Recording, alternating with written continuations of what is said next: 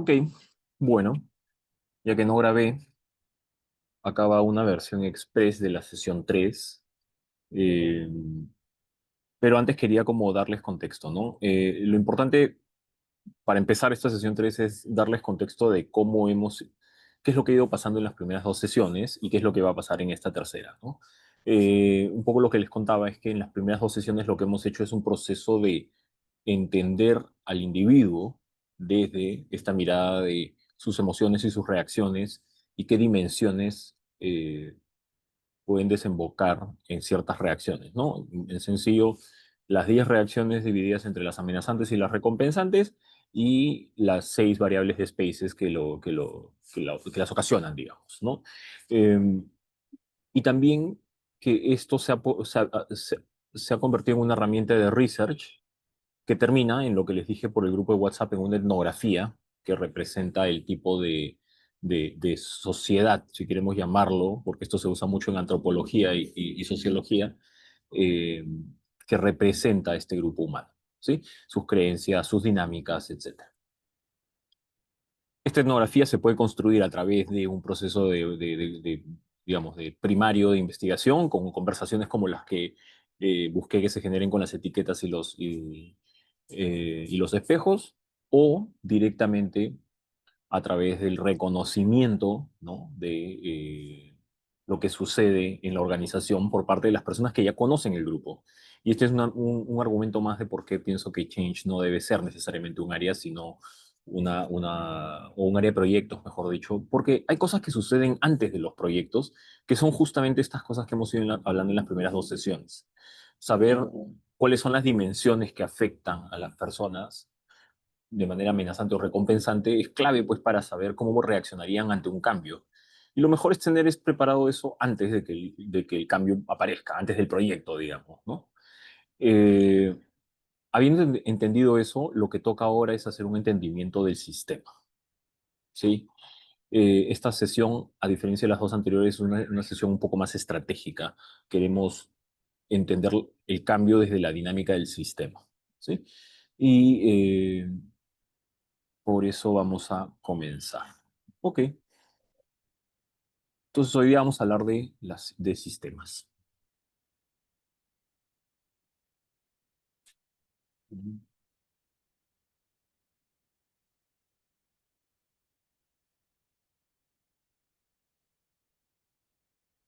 Ok, listo.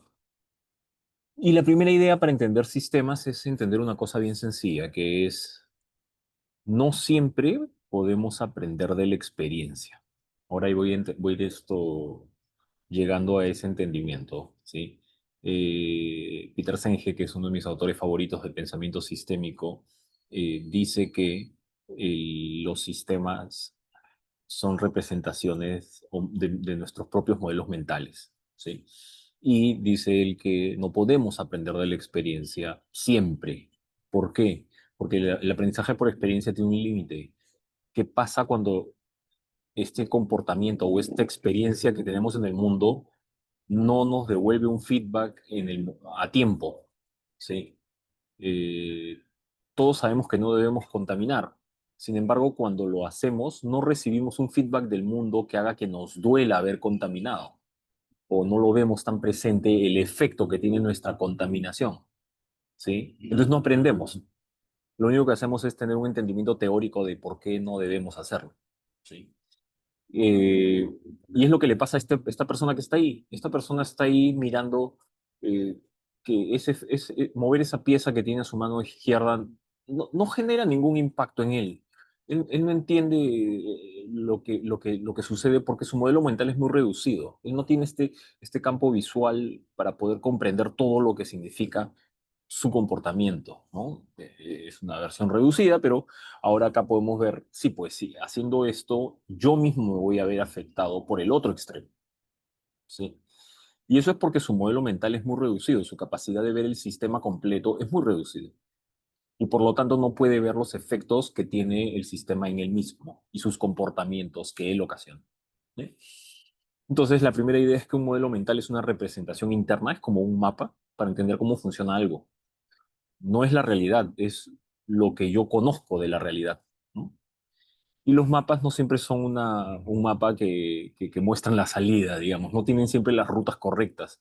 Y eso es un poco lo que nos pasa con los sistemas como los conocemos o nuestros propios modelos mentales. Son limitados y no siempre muestran la solución, ¿sí? Entonces caemos en este problema, que estamos creyendo que estamos generando un cambio, pero no sabemos los efectos reales de ese cambio, ¿sí? Y eso es básicamente porque hay un problema con nuestro modelo mental sobre cómo funciona cómo funcionamos en el mundo, ¿no? Esta idea de la linealidad. Nosotros hacemos algo y eso tiene un efecto en el sistema, cambia el estado del sistema. Y esto es un causa-efecto clásico que lo podemos ver en todos lados, ¿no? En la chamba siempre está hacemos la capacitación y eso trae el cambio, ¿no? Entonces, ¿qué es eso que no entendemos, que no es lineal? Y esta es la primera idea que nos deja System Thinking para entender o para ir más allá de este entendimiento que es lineal. Y es que en realidad todo sistema de comportamientos es circular. Tanto nosotros y nuestro comportamiento afecta al estado del sistema, como el estado del sistema también afecta a nuestros comportamientos. Y quiero mostrárselos con un ejemplo bien básico. Este ejemplo del libro de la quinta disciplina de Peter Senge. Hay dos formas de decir lo que estamos viendo en ese dibujo. La primera es que la persona controla el nivel del agua. Y la segunda forma de leer esto es que el nivel del agua controla el movimiento de la mano. Y si lo leemos con detenimiento, ambas cosas son ciertas. Pero nosotros tenemos la tendencia a pensar que todo sucede a nuestro alrededor. Nosotros, las personas, controlamos el mundo, ¿sí? Pero no nos damos cuenta que el mundo también nos controla, porque tenemos influencias de dos vías, y esa es la circularidad que debe romper esta idea de linealidad, ¿no? No es A causa B, sino siempre preguntémonos, ok, si A causa B, ¿qué efecto tiene B en A? ¿Sí? ¿O qué causa B en A? Y ahí recién estaremos comenzando a mirar los sistemas con propiedad, ¿no? Entonces esa es la primera idea de circularidad que tiene el sistema.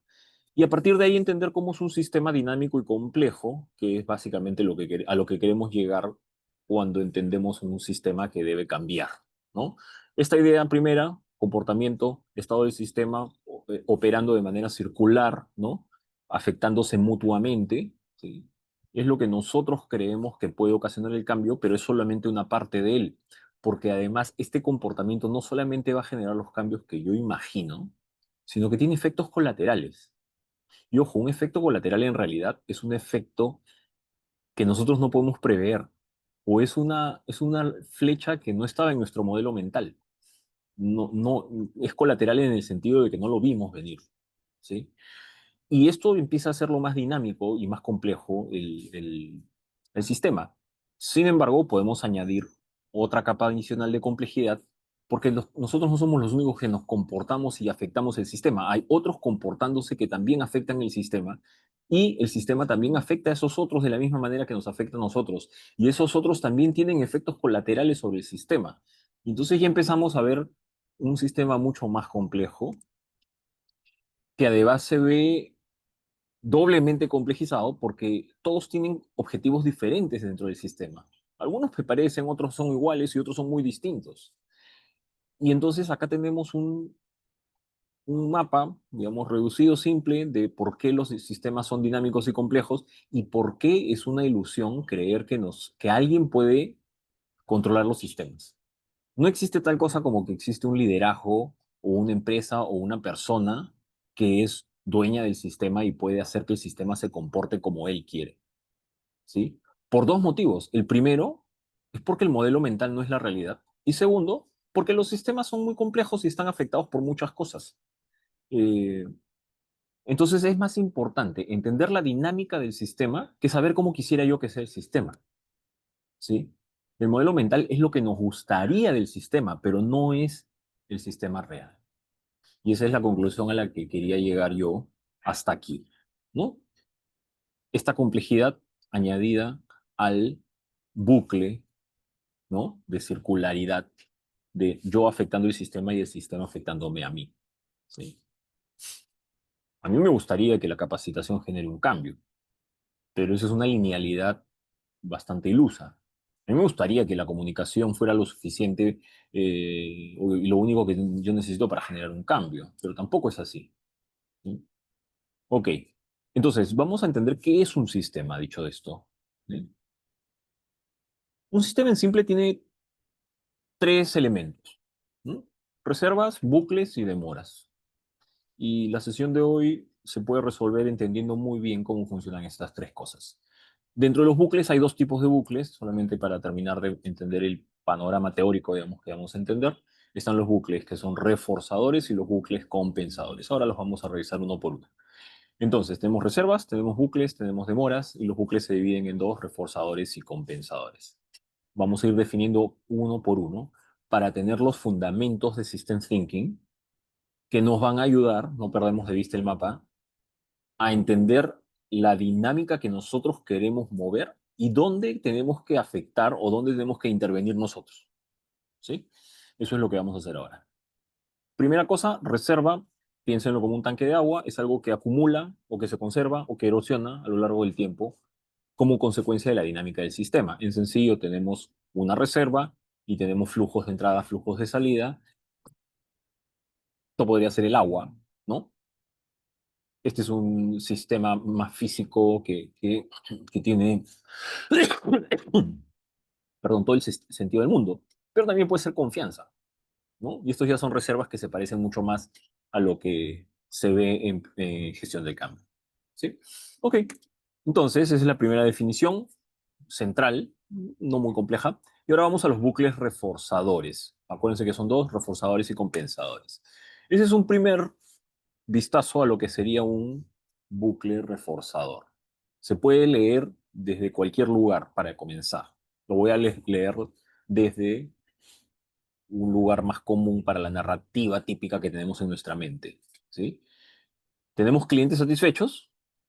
Esto genera una consecuencia, que es que estos clientes satisfechos dan comentarios positivos y estos comentarios positivos generan venta.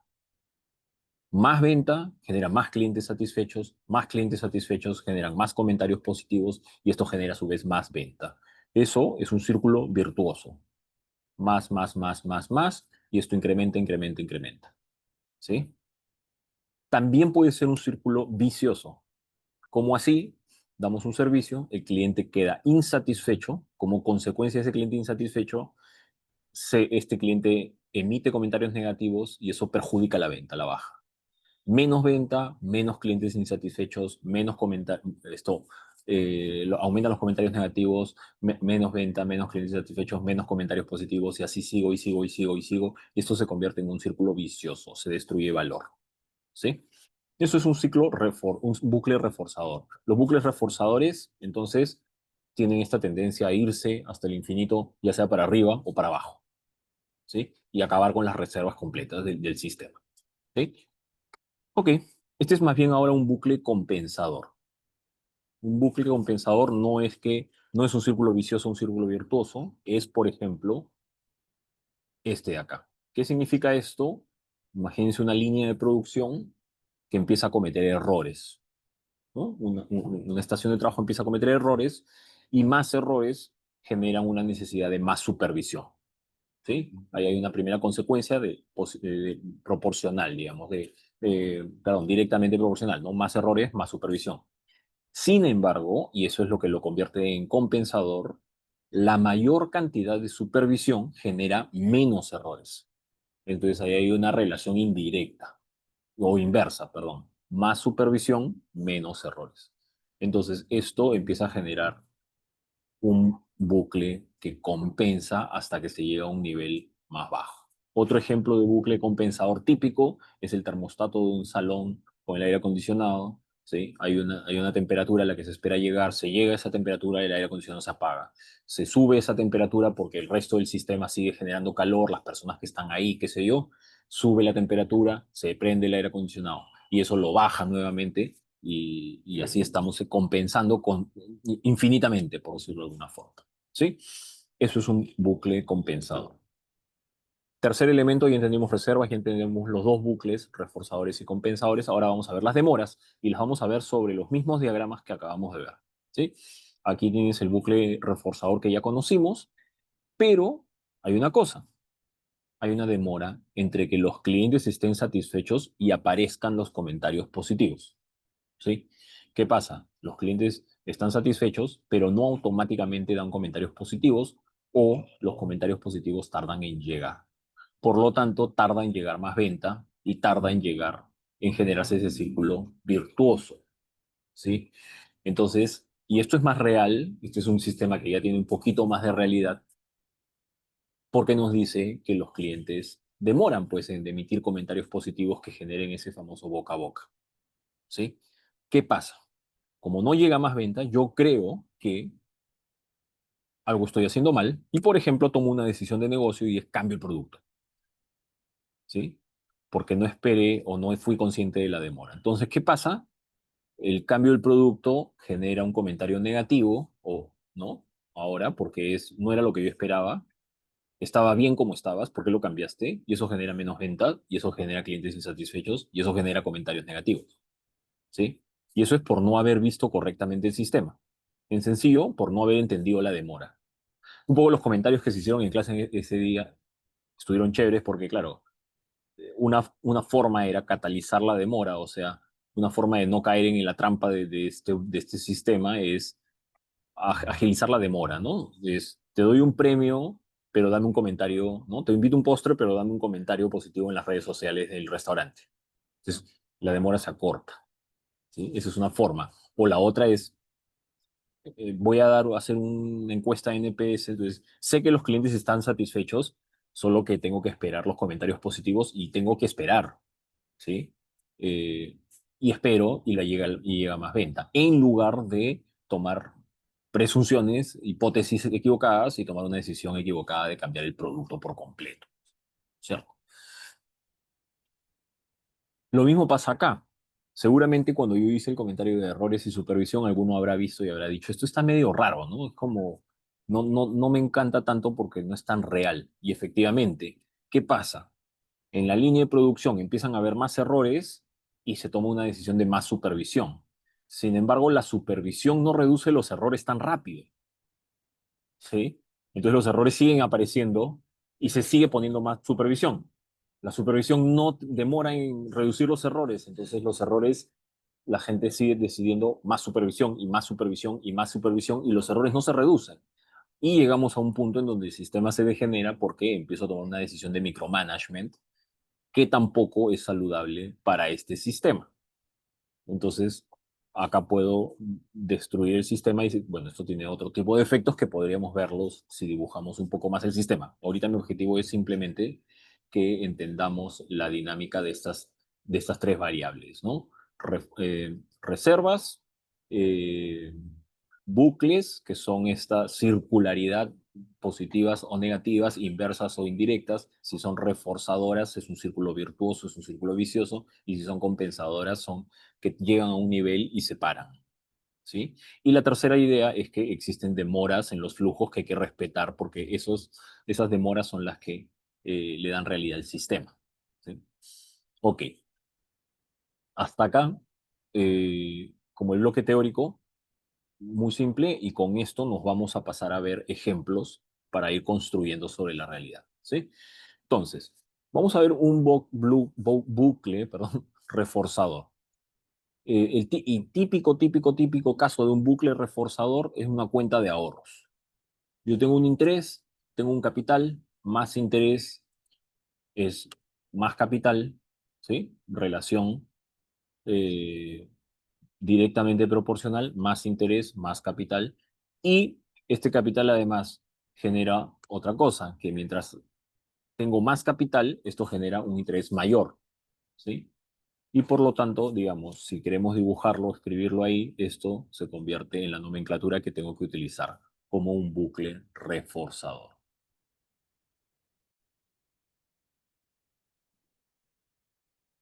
Ok, y entonces eso vendría a ser un bucle reforzador bastante sencillo, tiene dos reservas, interés, capital, y es reforzador porque En ambos casos, las dos relaciones, las dos flechas, los dos flujos, son de una relación directamente proporcional. Vamos a ver otro flujo reforzador y lo vamos a complicar un poquitito más, ¿no? Entonces, imagínense, tenemos el desarrollo económico, ¿sí? La demanda de energía. ¿Qué pasa con este flujo? A más desarrollo económico, más demanda de energía, por lo tanto es positivo. Y la demanda de energía genera un incremento en el uso del combustible fósil, ¿no? Más demanda de energía, más uso de combustible fósil, bastante sencillo, y ya estamos. Siempre piensen cuando arman un bucle que hay un momento, acuérdense de esto de A ocasiona B y B ocasiona A, y que uno tiene que cuestionarse si la reserva es esa reserva ya es la que te regresa a casa, por decirlo de alguna manera, ¿no? O regresa al punto A. Y en este caso, este es el punto de regreso, ¿no? ¿Por qué? Porque el uso de combustible fósil genera mayor desarrollo económico. Nuevamente, las tres reservas están conectadas por flujos directamente proporcionales, lo cual lo hace un bucle reforzador. Si nada detiene esto, este es un flujo que va a terminar por acabar con el combustible fósil, ¿no? Eh, ok. Porque va a haber cada vez más uso, más uso, más uso, más uso, y nada parece detener. En un ratito voy a regresar a esto porque sabemos que eso no es así. Otro tipo de bucle compensador, uno más sencillo. Perdón, ahora vamos a pasar a bucles compensadores. Acuérdense, los bucles compensadores, a diferencia de los anteriores son círculos virtuosos o círculos viciosos que acumulan indeterminadamente o degeneran indeterminadamente. Los bucles compensadores más bien equilibran, ¿sí? Entonces, ¿cómo lo podemos leer esto? Eh, Imagínense la calidad de un producto y los programas de calidad de una empresa. ¿Qué cosa tenemos acá? Que cuando la calidad del producto baja, ¿sí? ¿Qué hace la empresa? Pone más programas de calidad internos. Menos calidad de producto, más programa de calidad. ¿Qué cosa es? ¿Cómo es la relación? Es indirecta. Por lo tanto, por eso es que se pone el símbolo negativo acá, ¿sí?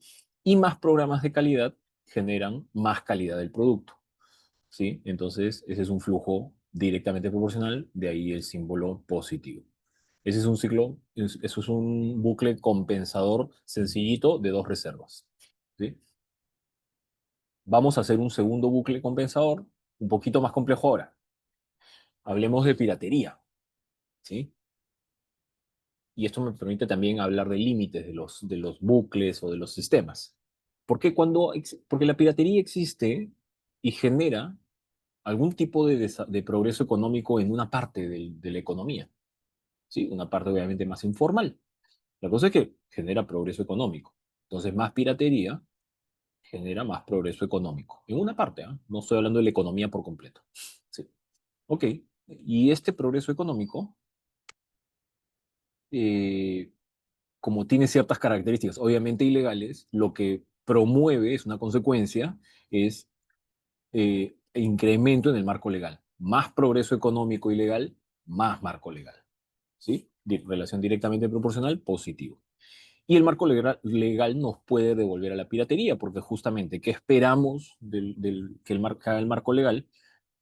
Más marco legal, menos piratería, relación inversa, por lo tanto es un símbolo negativo. Acá he querido hacer este de tres reservas para mostrar, digamos, cómo es un bucle, por qué este es un bucle compensador. Y ya lo voy a reducir un poco. Siempre va a ser un bucle compensador cuando tiene por lo menos un negativo o impares, ¿no? O sea, 1, 3, 5, etcétera, etcétera, etcétera.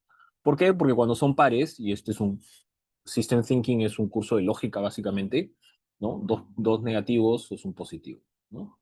Y lo que queremos con los negativos es que siempre estabilice. Entonces, cuando hay, perdón, un negativo o impares, estamos hablando de que el neto del efecto del sistema es estabilizar. Y este es el caso de esto acá. Entonces, volvamos un ratito a lo del petróleo, ¿se acuerdan? Porque era un círculo, un bucle reforzador que parecía que podía acabar con el petróleo en el mundo, ¿no? Que de hecho, de alguna manera, eso es lo que está pasando. Sin embargo, no es tan así como un bucle que funcionara solo eternamente. Voy a cogerlo desde donde se quedó el otro, ¿sí? Acá está el uso del combustible, ¿sí? Y cuando se incrementa el uso del combustible, a más uso de combustible, hay un efecto en las reservas que disminuyen. Más uso de combustible, menos reserva de combustible, por lo tanto es una relación indirecta. ¿Qué hacen las reservas? Cuando hay menos reservas de combustible, el precio del combustible sube. Relación inversa, negativo. Cuando el precio del combustible sube, el uso del combustible baja, ¿no? Más caro, menos uso. Negativo nuevamente. ¿Cuántos negativos tengo acá? Tengo tres, por lo tanto es nuevamente un ciclo compensador. Lo bonito de este bucle es que está relacionado con el anterior. Así que vamos a terminar de ver el efecto, porque ahora tengo dos bucles que se pueden juntar. ¿Por qué? Por el uso del combustible. Voy a repasarlo nuevamente, cosa que seguimos viendo cuáles son las dinámicas del sistema. Más uso de combustible, más desarrollo económico, más desarrollo económico, más demanda de energía, más demanda de energía, más uso de combustible, ciclo reforzador, bucle reforzador. Esto podría tender al crecimiento eterno. Sin embargo, el uso del combustible fósil, ya sabemos, genera una baja en las reservas de combustible. Esto incrementa los precios del combustible y esto a su vez reduce el uso del combustible. Es un efecto compensador, ¿sí? Tenemos un bucle reforzador y un bucle compensador trabajando juntos. ¿Por qué es importante ver esto? Porque el compensador es el que frena ese círculo virtuoso o vicioso, como quieran verlo, del desarrollo económico a través del combustible fósil, ¿sí? Entonces, acá hay dos dinámicas trabajando juntas y depende de qué es lo que queramos, podemos empezar a intervenir ahora. Miren qué bonito, porque con esta imagen de la dinámica en la pantalla, lo que tenemos es cómo hacemos para que el desarrollo económico se mantenga, por ejemplo. Lo que tengo que hacer es seguir liberando ese ciclo, ese bucle reforzador, ¿correcto? Entonces tengo que abordar la dinámica del compensador. ¿Cómo? Por ejemplo, eh, subvencionando los precios de los combustibles, como el gobierno, ¿no? Entonces, trabaja los precios para que el uso de combustible se mantenga, para que el desarrollo económico se mantenga. ¿Lo ven? Ya. ¿Qué más puedo hacer? Puedo incrementar las reservas de combustible. ¿Para qué? Para que el precio no se suba. ¿Cómo hago eso? Tendría que empezar a promover la exploración de más petróleo, ¿sí? Y entonces, hacer que las reservas no bajen, hace que el precio no suba y hace que el uso del combustible se mantenga. Esa es otra manera de hacerlo. Sin embargo, claro, este modelo de desarrollo económico tiene un problema porque el uso del combustible fósil, podríamos hacer un tercer bucle, es el que genera la contaminación y el calentamiento global por sobre todas las cosas, ¿no? Entonces tendríamos que, esas dos medidas que acabamos de hacer, de atacar el bucle compensador, no resuelve el calentamiento global. ¿Qué podría resolverlo? Que la demanda de energía, dado que está ahí en demanda de energía, sea cubierta con una fuente diferente, ¿no? La demanda de energía a través de otro tipo de combustibles o de fuentes de energía, ¿no? Solar, eólica, qué sé yo. Entonces, ¿cómo llego a esas tres conclusiones? Porque tengo el modelo mental, el mapa, acá enfrente mío y puedo abordar las dinámicas del sistema. Ya van viendo hacia dónde va con este tema de cómo abordar la dinámica del sistema y cómo esto nos puede servir en gestión de cambio para saber en dónde tengo que tocar, porque ahora la decisión de que este modelo siga funcionando o el cambio que yo quiero hacer tiene, por ejemplo, tres opciones. Eh, eh, Controlar precios, aumentar las reservas de petróleo, cambiar la fuente energética de la demanda para cubrir la demanda de energía. Entonces, eso nos saca por completo de la inercia clásica del mundo de los negocios, en donde en la chamba siempre estamos full y hacemos lo mismo, ¿sí? Me la he agarrado con el tema de la capacitación y la comunicación interna en gestión del cambio para que no se olviden de que eso es lo que significa caer en el mismo círculo de la inercia. Sin embargo, si nos detenemos a hacer dibujos un ratito, para diseñar los modelos mentales que tenemos y cuáles son las dinámicas del sistema detrás del cambio, empezamos a notar otra cosa y un abanico de posibilidades mayor y podemos tocar mejor el sistema para intervenir mejor, ¿sí? Ok.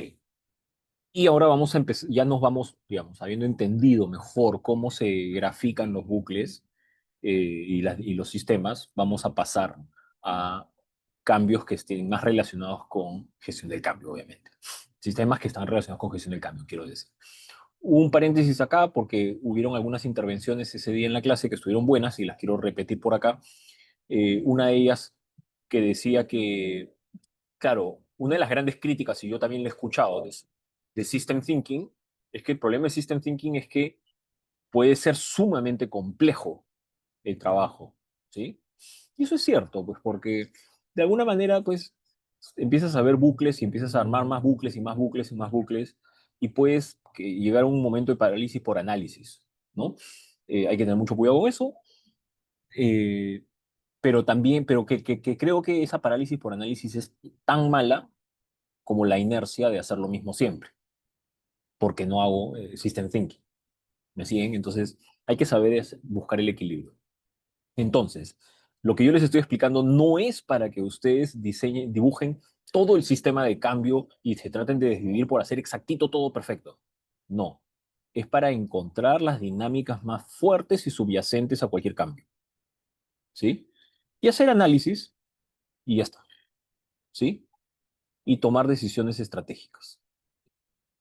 Para eso es.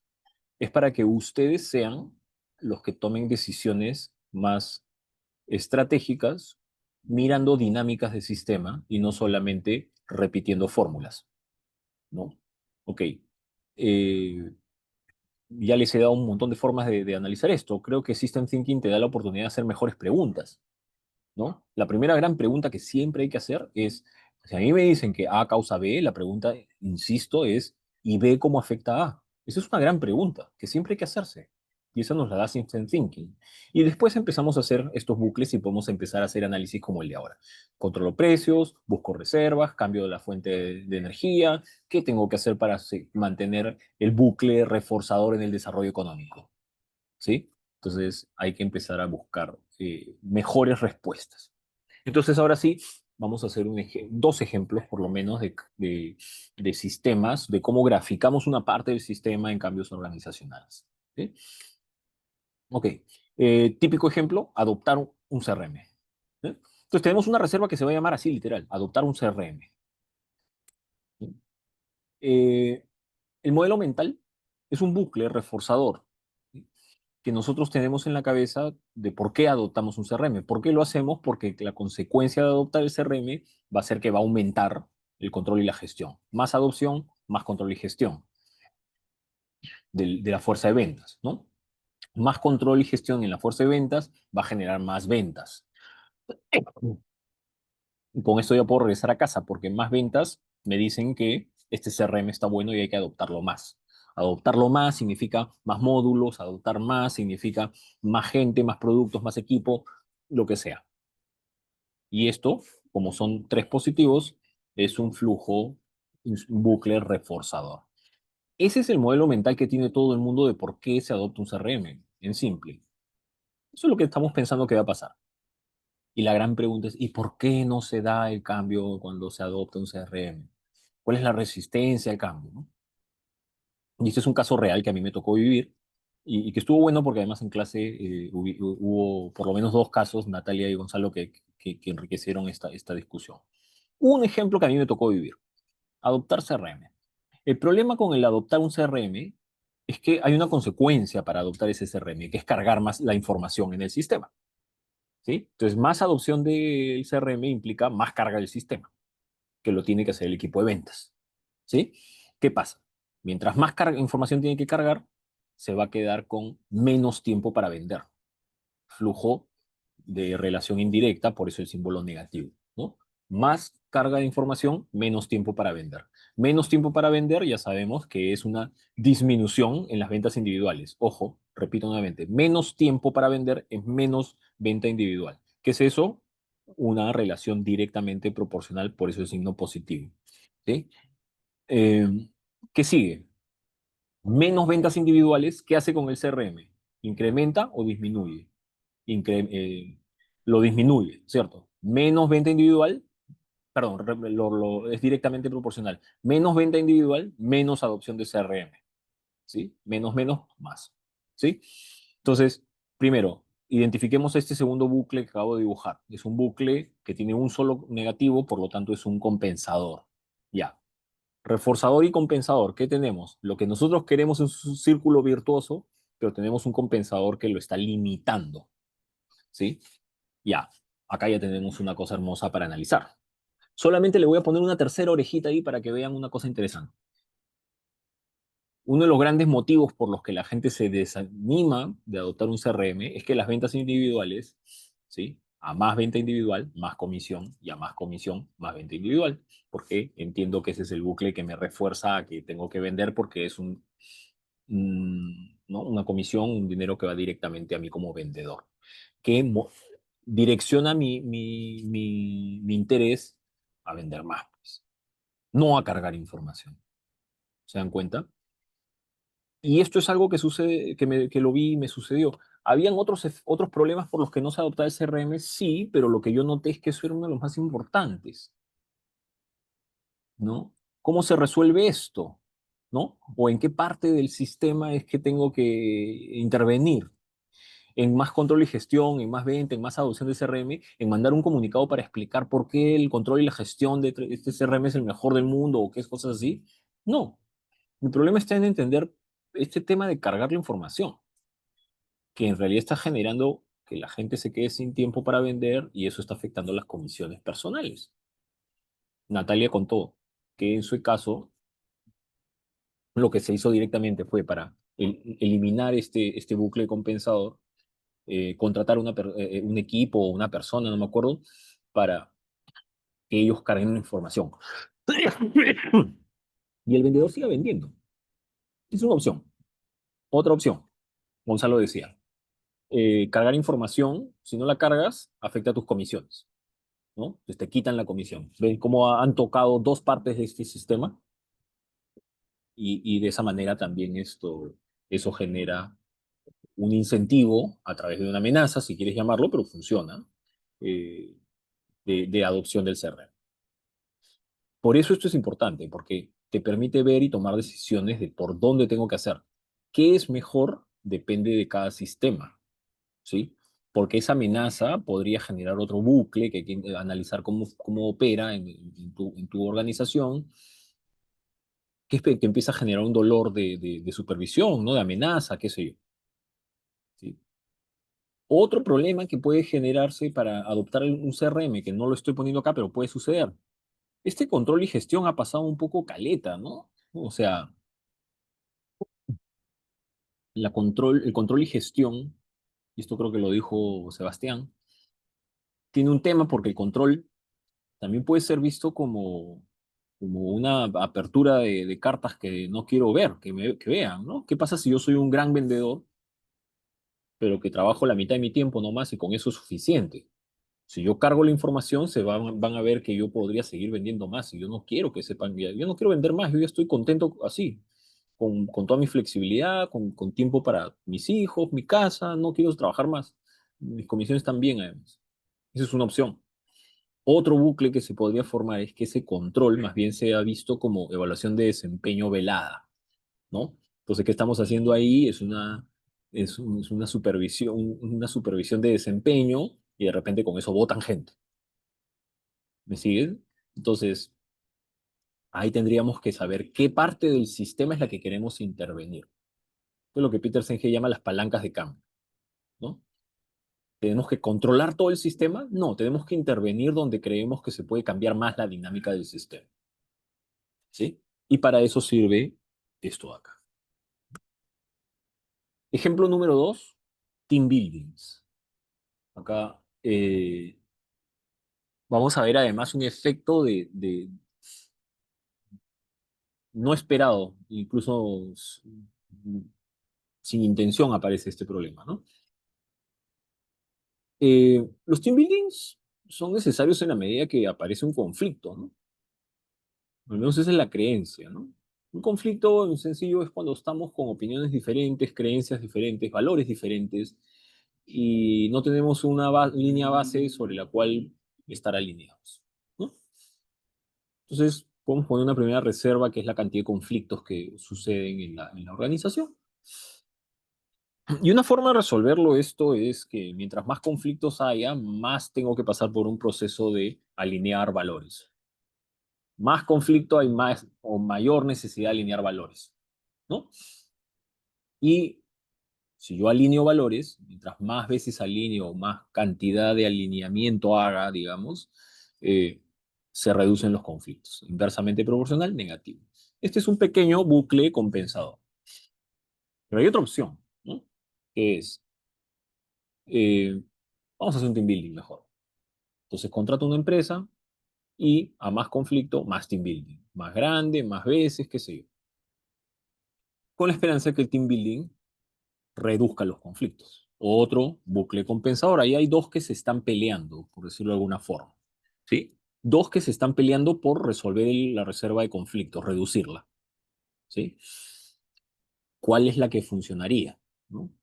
Lo que les he explicado sobre System Thinking es la parte, le llaman la parte filosófica de Team Build, de System Thinking. ¿Sí? Porque esto de acá, estas reservas, incluso se pueden meter en una computadora y se podría simular, ¿no? Faltan más datos. Y cuando yo digo cuál de los dos bucles gana, es por dónde es que pasa la solución, ¿sí? Necesitaríamos meterlo en una computadora, por decirlo de alguna forma, ¿sí? Pero acá falta un dato, pues, para poder hacer una simulación mental, no computacional. Que hay una demora aquí. ¿Por qué? El alineamiento de valores no desaparece el conflicto inmediatamente, ¿sí? Toma un poco de tiempo. Entonces, el bucle de abajo es un bucle más lento. Y como es más lento, el sistema se va para arriba. El de arriba parece más rápido. Porque literal, algunos team buildings logran un efecto emocional rápido post esa sesión. Parece que el problema se ha resuelto cuando en verdad no has resuelto nada. ¿Sí? ¿Y sabes por qué no has resuelto nada? Porque depende, esta es una idea que aparece, que en algunas culturas el desalineamiento en valores es tan grande que la promesa del team building ya uno sabe para dónde va, ¿no? Entonces, bueno, mañana toca ir en ropa cómoda, nos vamos a encontrar en el club y vamos a hacer jueguitos. Y así lo ve la gente. ¿Saben qué genera eso? Conversación de pasillo. Ese team building tiene un significado diferente para la mayoría de la cultura de esa empresa. Genera más cinismo, ¿sí? Este, esta conversación de pasillo que se disocia, digamos, de la estrategia real inicial del team building, ¿no? Entonces, más team buildings, más cinismo. Y esto es lo curioso de este, si lo van viendo, este efecto colateral, es que más cinismo desalinea más los valores, reduce la capacidad de alinear valores, reduce los espacios oportunos de ese cambio fundamental que significa alinear en valores, ¿sí? Entonces tenemos un ciclo ahí que sale mal, digamos, ¿no? Ahora, eso es otro bucle, solo que no se ve tan claramente, y acá aprovecho este ejemplo para que lo podamos identificar. Miren, más team buildings, más cinismo, menos alineamiento en valores, y acá sigue el flujo, menos alineamiento en valores, es más conflictos, más team buildings. ¿Me siguen? Entonces, cuántos signos negativos hay en este círculo, en este bucle? Acá no, uno y dos. Como son dos, par, es un bucle reforzador. Los reforzadores son círculos virtuosos o círculos viciosos. Entonces, tu team building está generando un círculo vicioso, ¿sí? La gente lo que está haciendo es decir, esto no funciona. Alguien hablaba incluso de, bueno, claro, esto termina siendo bueno, pero al menos hoy día no vamos a trabajar y nos van a dar de comer gratis. Para eso sirve esto. para perdernos un día de trabajo y comer gratis. O por ahí después la conversación de pasillo que aumenta el cinismo es, ¿tú viste cómo se miraban? Y en verdad, tú sabes que se odian, pero pero ya se sabía todo, pues ahí yo lo vi como lo vio. Se empieza a generar más cinismo. Entonces, tu solución en realidad tiene un círculo vicioso detrás que en vez de resolver, empeora el sistema. ¿Sí? Ok. ¿Por qué les he mostrado estos dos ejemplos? Este segundo es un bucle que se llama Shift the Burdens, es compensar la carga, eh, y tiene un significado. ¿Qué cosa es?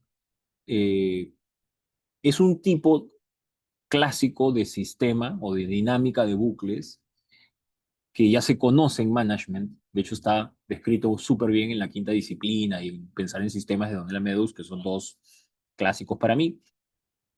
Eh, y son los arquetipos, ¿no? No hay tantos arquetipos, creo que son unos 12 arquetipos que existen, que son bucles típicos, que tienen significados típicos y que tienen consecuencias típicas. Esto que acabo de dibujar es una consecuencia típica de un eh, Shift the Burdens, que en realidad es la simulación termina llevándote más siempre a la solución sintomática que a la solución fundamental, ¿no? Tú sabes que tienes que alinear en valores, pero como demora, prefiero la solución sintomática. Y la solución sintomática genera un efecto colateral que degenera el sistema. Eso es. ¿Sí? Miren qué bonito cuando entras en la lógica de System Thinking y empiezas a ver las cosas y a identificarlas de otra manera. ¿Sí? Entonces, esa es una. La anterior, solamente voy a regresar un ratito para ponerle nombre. Esta de acá, de adoptar un CRM, es donde yo tengo mi cambio ocurriendo en mi cabeza, mi modelo mental, en el bucle de refuerzos acá, ¿sí? Pero tengo un bucle que lo detiene. Ahí está la resistencia al cambio. Ese se llama el límite de crecimiento. Porque este bucle, este es un bucle que quiero que sea un círculo virtuoso, pero algo lo frena. Ese se llama límites de crecimiento y es simplemente no trates de hacer esto a la fuerza, el bucle reforzador, sino trata de liberar el bucle compensador. Miren, los arquetipos vienen hasta con solución. El problema está en el compensador, no en el reforzador, ¿sí? Y por eso es bonito analizar una cosa de estas, de este estilo, ¿sí? Eh, ok. Y esos son los arquetipos. Hay más. Yo de verdad quería explicarles dos arquetipos que son clásicos en gestión de cambio, porque estas dos cosas siempre pasan. Cuando se habla de resistencia al cambio, debe haber un bucle compensador. Tratemos de dibujarlo. Y la otra, cuando la solución es la arquetípica, ¿no? La clásica es cuidado que esté tomando una decisión sobre síntomas en vez de sobre resoluciones fundamentales, ¿no? Ok. Y solo para que quede el dibujo en sus cabezas, este es límites de crecimiento, ¿no? Acción creciente, acción decreciente, la condición que yo quiero modificar, y el problema siempre va a venir más por el lado de la derecha del bucle de compensador, que es el que tengo que liberar. O tengo el enfocarse en los síntomas, que yo tengo un problema y tengo dos soluciones, la sintomática y la fundamental, ¿sí? Y como la fundamental tiene una demora, tiendo hacia la asintomática, ¿sí?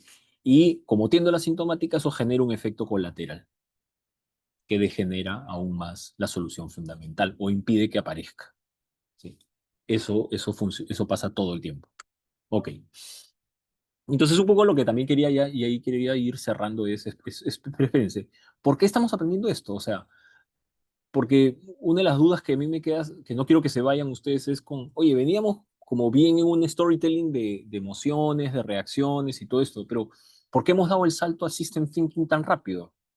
Porque la primera parte del curso, que está compuesta de estas tres primeras sesiones, son de reconocimiento, ¿sí? Entonces, hay una primera parte en donde tú tienes que reconocer al individuo, que es lo que hemos venido haciendo en las primeras dos, pero en esta tercera lo que quería hacer es que haga un reconocimiento del sistema. Básicamente, para que puedan ver las dinámicas del sistema cuando los demás no están viendo eso y están solamente viendo lo de siempre. Y ustedes sean capaces de ver un poquito más allá. y que su modelo mental sea un poquito más amplio y estén previendo siempre las mismas cosas, ¿sí? Y estén atentos a dónde están las dinámicas del sistema que necesitan intervención. Para eso es que es esta sesión de hoy, ¿sí? Para cerrar esta primera parte en donde ya reconozco lo que está pasando, ¿sí?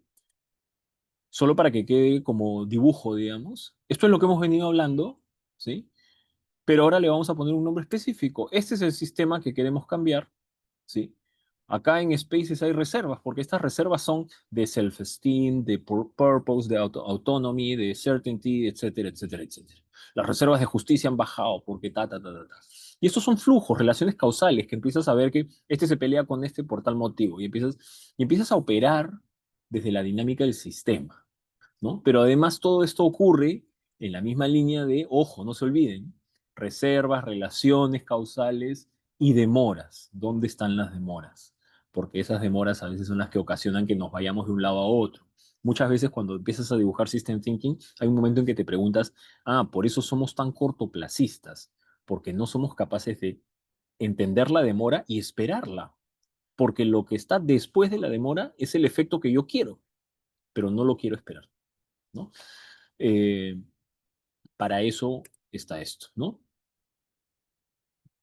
Como herramienta, digamos, directamente relacionada a qué es lo que viene con el curso, lo que quiero es que System Thinking sea esa lupa que los ayude a ustedes a identificar palancas de cambio, para que no caigan en las soluciones típicas, ¿no? Y sepas que el problema estaba en el tiempo de carga de información del CRM. Entonces tengo que abordar algo por ahí, pero ¿cómo se llama eso y qué cosa hago? Hay muchas formas de abordar, pero ya sé que por ahí. Esa es la parte del sistema que yo tengo que tocar, porque yo no controlo el sistema, acuérdense. El sistema funciona aunque yo no quiera, ¿sí? Y poco a poco tengo que ir encontrando dónde están las dinámicas en donde yo voy a intervenir. Y esa es la palabra clave eh, del curso para empezar lo que sigue en adelante, que es cuáles son las intervenciones que yo me propongo para esto, ¿sí? Eh, Eso es lo que vamos a hacer a partir de la próxima semana cuando empecemos ya a hacer diseño de intervenciones, ¿no? Desde la próxima semana, la motivación, empezar a entender un poco la ciencia de la motivación y cómo podemos empezar a crear estrategias de motivación, ¿sí? Ese es el curso, la tercera sesión, también ya terminando el primer bloque, que es este bloque de reconocimiento, digamos, ¿no? Eh, lo dejo por acá y en unos minutos lo cargo a nuestro Notion. Gracias.